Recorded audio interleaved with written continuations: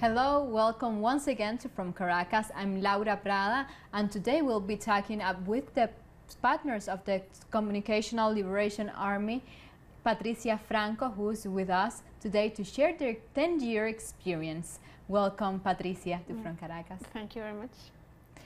Please, would you tell us what is this Communicational Liberation Army? How do you conceive it? Okay, we are a cooperative. We were young.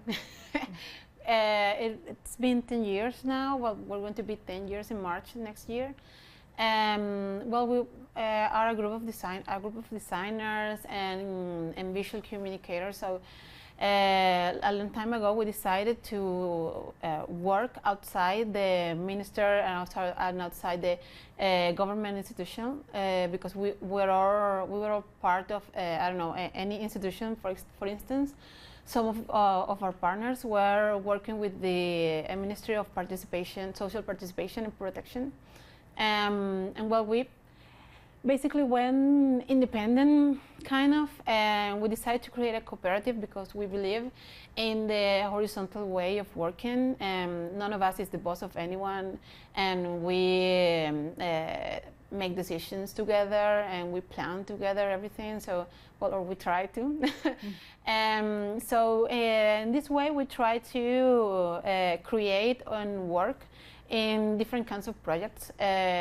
Mostly multidisciplinary projects because, for instance, I'm a producer and I write and I do this kind of things. I do not design, but some of my partners are designers. Some others are just animators. Some others are illustrators. So we are kind of diverse. We have an editor, but I mean editorial. He did editorial work.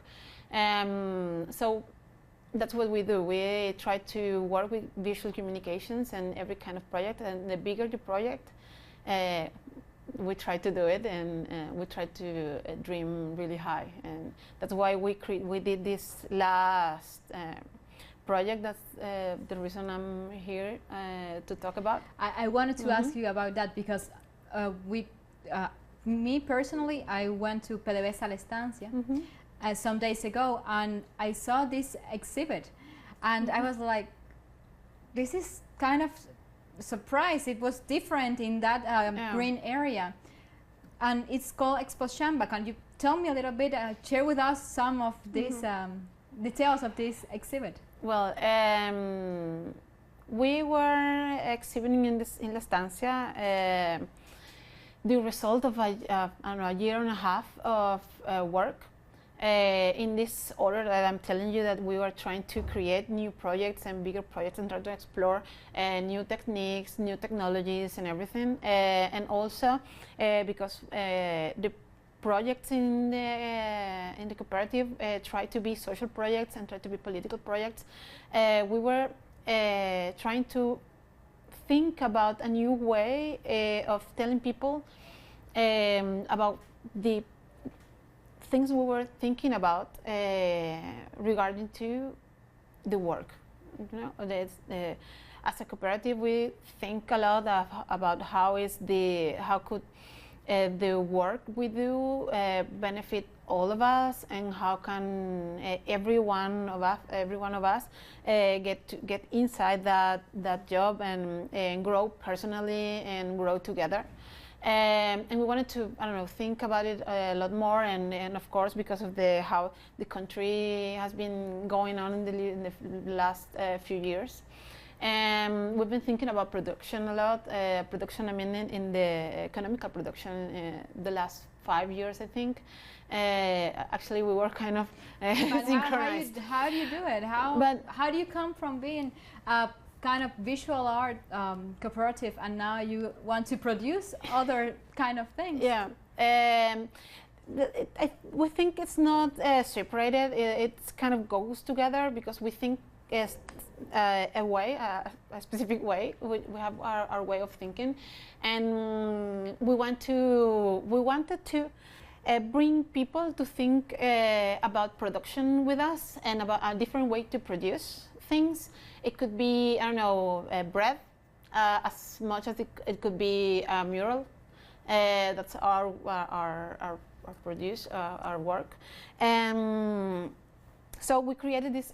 Well, it's not an exposition initially. It's a big campaign. It's a transmedia campaign about the liberating work. Tell me a little bit about the liberating work. How do you conceive how the Communicational Liberation Army conceived liberating work? We were trying to figure that out like 3 years ago. We were in 2015. That's the way. That's when we started to thinking about it and discussing about it.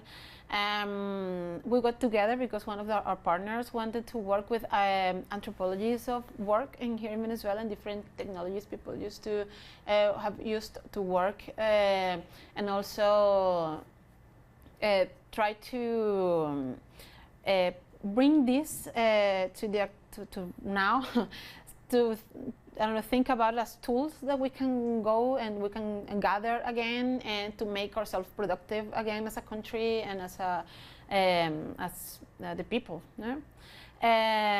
So we were thinking that, well, what are we proposing? Because the liberation work is also a proposal of us, like a paradigm that we want to share with the people.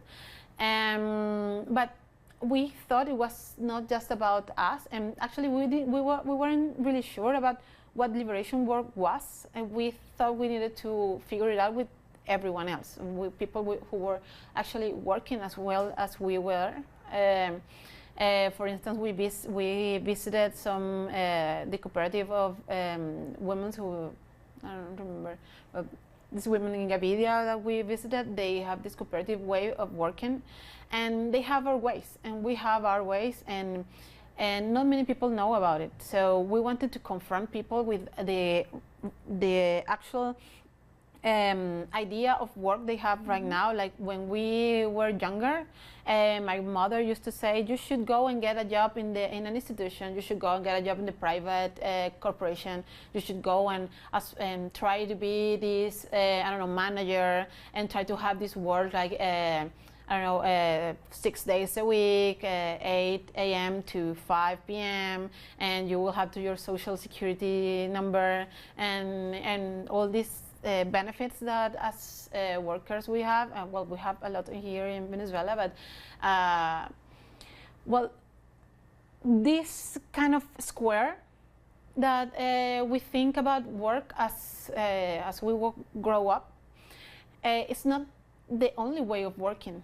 You know, there are many people who work differently, and there are many jobs we can do with our hands and with our minds and with everything that's around us. And also the only other thing that people tell us when we were growing is that the valid work is to work for another person, or work being an administrator, but thinking about producing your own things and thinking about going into growing things from the earth and then transform them in something else, something different. And it's not for you to buy only. It's for us to grow. And that's not something I'm discovering right now. That kind of a entrepreneurship spirit, that cooperative spirit, it seems to be flourishing in Venezuela in these moments. For you, as a young generation of Venezuelan Caracas citizen, how do you feel that space is being covered? We kind of have been having some issues and some discussions about the cooperativism in Venezuela. I know in some other countries, cooperativism is kind of growing up. We kind of have had our own ups and downs in that matter because of the way of cooperativism here, where monopolized somehow by transportation cooperatives mostly. Actually, all the transportation, like buses and taxis and everything that works by a cooperative system, that's not actually like that. But there are a few people. We know many communication and artists cooperatives or people who work in a cooperative way. That doesn't really have the paper that says I'm a cooperative, but I think right now, and since many people are rethinking production, maybe it's not cooperative, and maybe it's an EPS. That's this production, social production enterprise. Those kind of companies that are companies for little local companies. But we are all thinking about them in a cooperative way, and I think that's something that we have earned these few years. I know we have lost many things, but that's something that we've been building together, maybe unknowingly, but we are doing it. So we think that it's really, really important for people to know that we are doing it. We're thinking the things that way, and that people doing it so spontaneously, because that's the Chavez legacy, I think. Thinking about communal organization, thinking about how are we going to get together to achieve something. That something can be anything, and I think from a consejo comunal, a communal council, to a EPS, or to I don't know, trying to transform this corn into flour for our community. It's just an evolution of that, and an evolution that can lead us to a new place of production, and I think we should believe in it. And we're kind of like, we want to give it all for that way of thinking, and keep taking Chamba to other places, and so people, I don't know, can realize that we have been doing this together from a long time ago. It's not something that someone else is telling you to do. It's not something that comes from nothing. It has work. I wanted to know, because you were you were emphasizing about the liberation and the fulfilling work that you do in your cooperative, the Communicational Liberation Army. How is that work with the community? How do you feel your project is received by the community, and how you how the project enriches itself from the community? Okay. In the case of Chamba, or the work, the transmedia campaign Chamba, well, we spent most of many hours with people in the community that we were building it, because I mean, the transmedia campaign was something that we were building at the same time that we were kind of applying it into the community. We selected a community that's called Las Piñas in San Juan Parish here in Caracas, because that's where one of our partners live right now. Well, we were thinking about it, because we normally we'll think about the campaign and then we give it to someone else, because we're basically that's a service we offer. But this is the first time we do for ourselves, like this, for ourselves and for a community that we choose.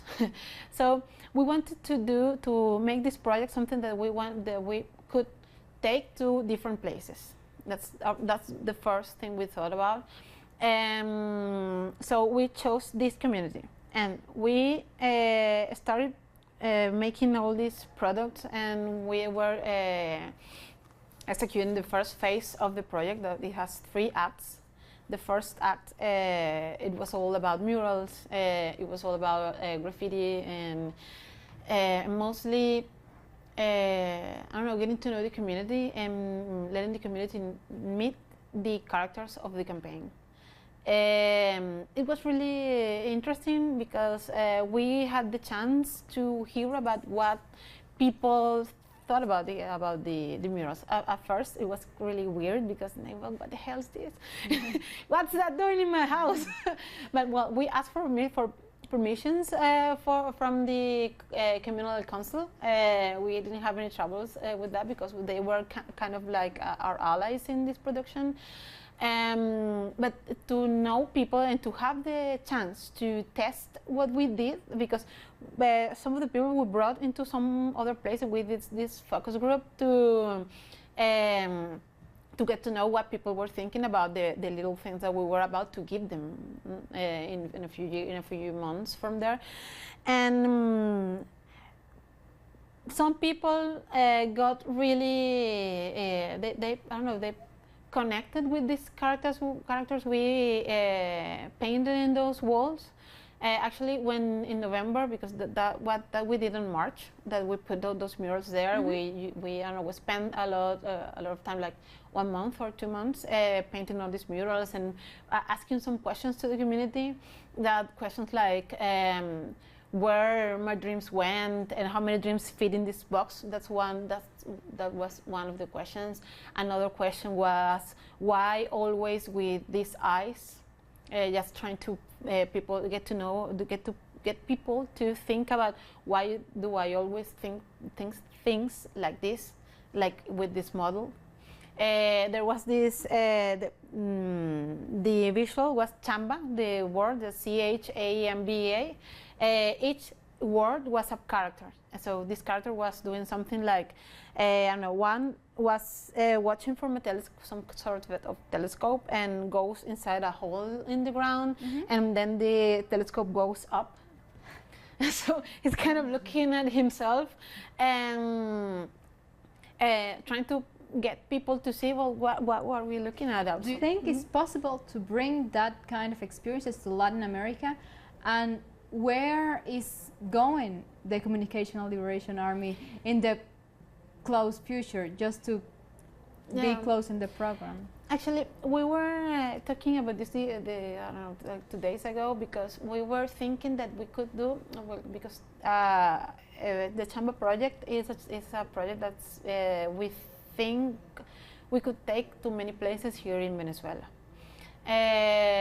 But suddenly we got this idea of that we could do the same thing with in another country, for instance, and give this create these videos with people in those communities, and also, well, take everything, because everything is produced by, but this experience that says that some other people in my own country, in my I don't know, like 30 kilometers from my house, does this.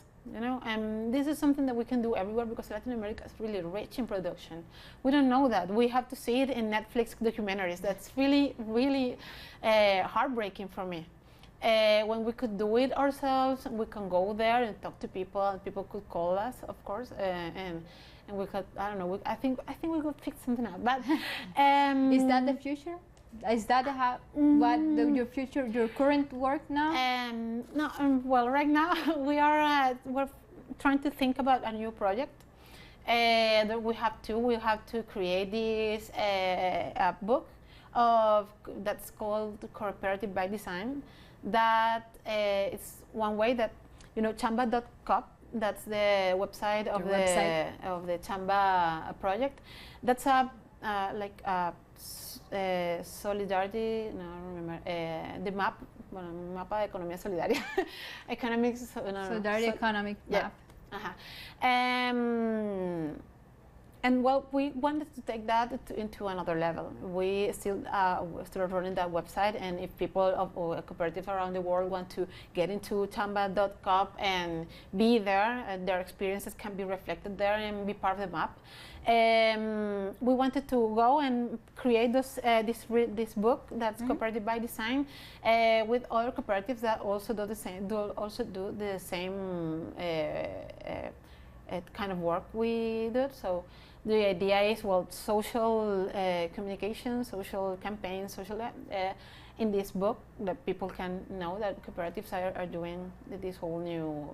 And the other experience that we're trying to create is it's about video gaming and trying to do some other transmedia and storytelling ideas, but we're open to many things right now.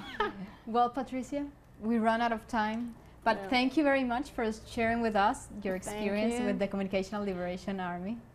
I told you in advance before we got in that I talk really.